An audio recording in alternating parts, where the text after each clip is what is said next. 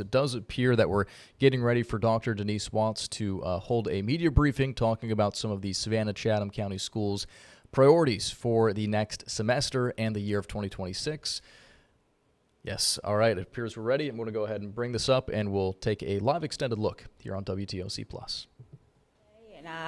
And in our virtual audience, and we certainly want to make opportunities to communicate with transparency and update all of our shareholders on where we are as a district. So excited to be here. Our media is a big component of that transparent communication, so I want to acknowledge their presence and express gratitude for being here as well.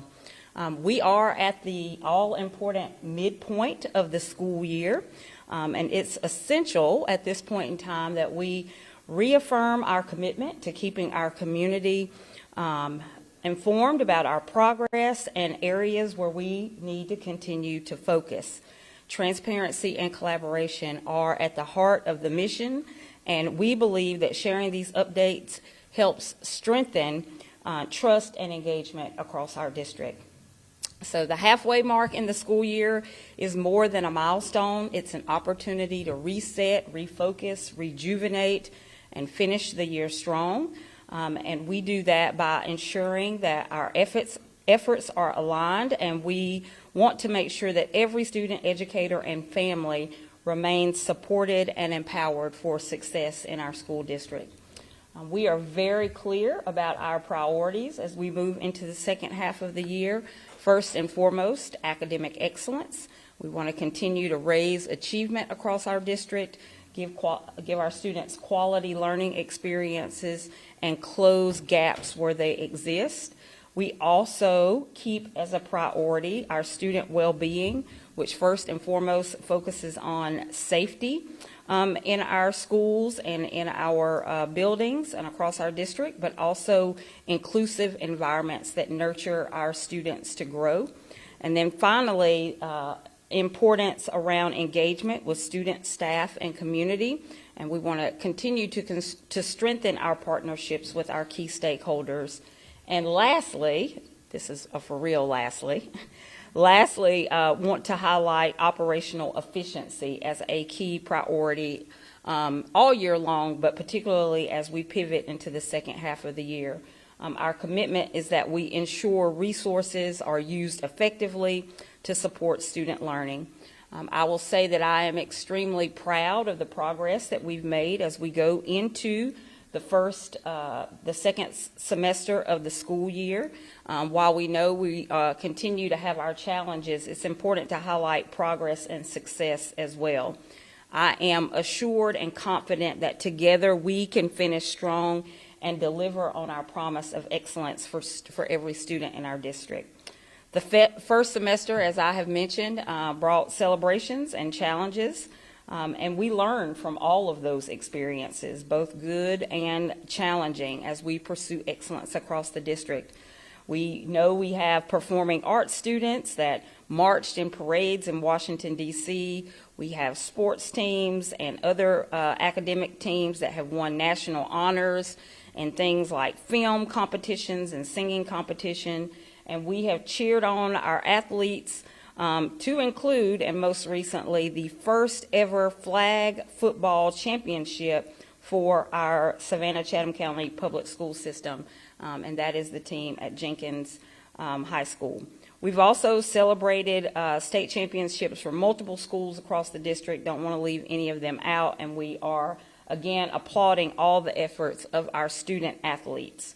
We are also preparing for a district spelling bee, which will certainly exhibit the academic aspects and competitions within our district. We are excited about the awesome spellers we will have participating, and those that get a chance to move to the next step, which is, of course, the national spelling bee competition. As we greet second semester, let me just re-emphasize, we are doing that with renewed energy. We are inspired about where we are going, and we think about this work as going down two concurrent or parallel paths. One is short term, which means we've got to finish this current school year, very strongly. We want to do that with the momentum that we have going, moving in from first part of the year and preparing for our class of 2026 that will be graduating in May. But we also want to double emphasize the long-term planning that we have going on, reshaping a new strategic plan, working on planning for the 26, 27 and beyond so that we shape the future of our school district. Again, that will be codified in our next strategic plan. So lots of work going on, a big focus both on the short and long term. And as we enter this final semester of our academic year, we are doing so with great hope and a collective mindset and actions. And we want to do that in a way that is bold and fearless, but most importantly, student-centered and anchored in the belief that every student in our district, given the right conditions, the right expectations and resources, they can be successful now and in the future. Your partnership and engagement, for all of those listening in today and those that will listen in later, are vitally important as we work together to finish the school year strong so that we have a brighter future for our school district. Just want to highlight a few areas, and as mentioned before, I have a team of people here that will support me with more in-depth responses as needed, but just a few things that I want to highlight that we are looking at on our radars right now. And the first one is our promise schools. And as you all may be aware, and if not, this is what we refer to and what the state refers to as the Georgia Promise Scholarship. It's an education choice program that's created by legislation for the state of Georgia.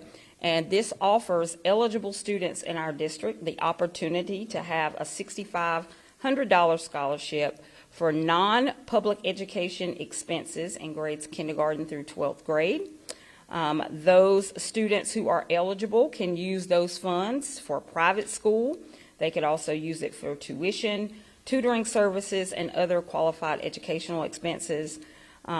This does, however, funnel funding away from the local budget that we have and can present some challenges for school districts as we try to plan for the upcoming school year with both enrollment and budgeting impact. Particularly enrollment, since it's a key driver for our funding, the Georgia Promise Scholarship certainly adds complexity. While we certainly want to give our families choice and opportunities to entertain opportunities in other educational venues, we are also grappling at the same time with the complexity that it offers. The Georgia Promise Scholarship targets students zoned into certain schools in our district and their feeder attendance schools. And those particular schools are ranked in the lowest 25% in terms of their student achievement performance. So most recently, the state has released a list of schools that meet that criteria. We have 18 schools that meet the criteria. It's the 18 schools plus schools in their feeder patterns. So we are in now the second installment or installation of this scholarship being offered. Families do have to apply for it. And there is more information available for us to consider as we make our enrollment projections for the upcoming school year. So again, just want to reemphasize 18 schools in our district fell into this category.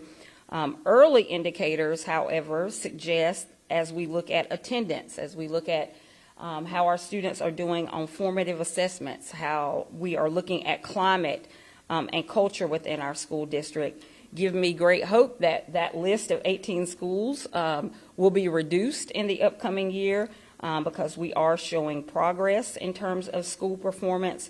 And our goal, of course, as a district is to offer every student in every school across our district a quality learning experience. And we want every school to perform at grade level that does not place them on any negative state list. Again, this has an impact to both funding and enrollment, and it cannot be ignored as we think about our upcoming budget cycle. So one of the ways that we are trying to focus in that area is offering some differentiated supports for schools that we know not only fall within that 25% or might be on the periphery of falling into that low performance in terms of the 25% statewide, is offering schools differentiated school supports. It's a key strategy for us this year to ensure that school improvement is both supportive and will drive success across our district.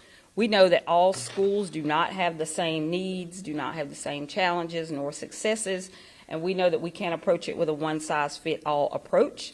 So our current strategy, again, is a differentiated one. It ensures that every school is getting the right level of assistance given its unique context, and we are meeting the demand of challenges in performance. So in some ways, that's school-wide. It's very intensive, and in other cases, it might be a lighter touch, but we are certainly working on all aspects of performance to include offering professional development, tutoring for our students, coaching for our professionals, and district-level intervention and support. So we are confident that we are making progress. We know that that list of 18 is going to be reduced in the future, and the approach that we are taking now is more responsive and strategic with resources and support to these schools. While we maintain a very tight focus around academics, we know that an important supporting piece of that is budgeting. And we know that this is an important piece as it relates to our stakeholders as we strive to be good stewards of taxpayers' funding. We've had quite a few reports about our current finances in the district, and we are working very hard to modernize our budget process, to increase transparency, to strengthen accountability, and to ensure our resources are aligned with student needs and district policies.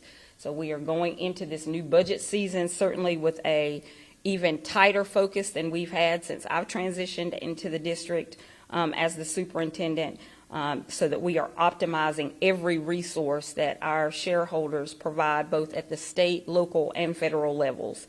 So this budget cycle that we are entering into now has actually started before now.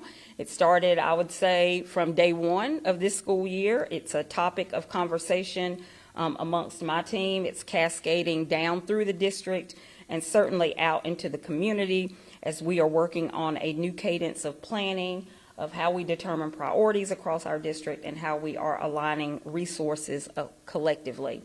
A new focus, a new philosophical approach this year that we are attempting is more of a zero-based budgeting approach that emphasizes clarity, one that emphasizes community understanding, and again, responsibility for the all-important funding that our both local, state, and federal entities afford to us. We will place an even greater emphasis. I know you've heard the phrase return on investment many times. That is a phrase that is pervasive throughout our district as we are looking at budgeting for the upcoming school year. And we want to make sure that every dollar spent is a dollar justified. Budget decisions will be aligned to our strategic priorities. So we are strengthening financial accountability. We are strengthening our approach to allocating resources to make sure that it's done effectively and appropriately, and most importantly, that it serves the needs of our schools and it brings value to student learning and school performance. I'd also like to highlight some work we are doing around boundary lines, attendance planning, and facilities planning. This is also an area that we know has strong stakeholder interest, as in many cases it may impact where a student goes to school now or next year and in the future. We are developing a very thoughtful, community-informed approach as we look at boundary lines and attendance patterns. And I think I have shown during my tenure that having the community and parent input on this process has been important. It's often led to us modifying our path forward as we listen to the community. And my commitment to this community is that we will continue to listen and use the information that we get from our stakeholders to inform how we look at boundaries and facilities in our district. We do continue to grow in terms of overall population across Chatham County and the region, and that impacts growth across our district, making growth in certain areas of our community faster, stronger, whereas in other places in our district, maybe our buildings are not at capacity because the population of students does not grow. So we are taking a very strong look at that. I'll say most coming to you in a more recent way has been some current boundary changes that we're looking at in the West Chatham County area. We are looking at boundary changes for several schools, mostly highlighting, and we'll certainly bring our Chief Operations Officer up to talk about the impacts at Pooler, Bloomingdale, and the new West Chatham K-8 complex. Those are very topics of great interest, we know, to those communities. Want to re-emphasize the fact that we have given families input. We continue to give families input, and as a result of that input, we have made modifications that Ms. Davison, Megan Davison, can speak to that will be coming before the board in the January meeting. So I want to express gratitude to our community for staying engaged and want you to know that we listen and we make adjustments accordingly.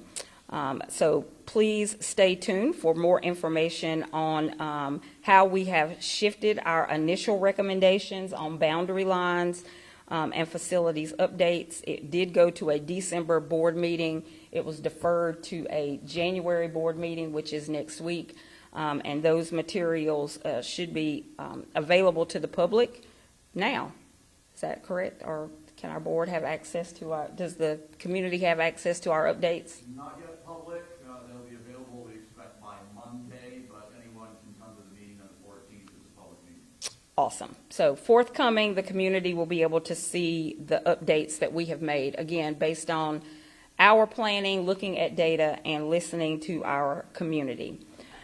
I will end, because I've been up here for quite a bit of time, and I would certainly want to leave opportunity for questions. I want to leave opportunity for other pieces of my of the team to get up to speak today to answer your maybe more specific questions.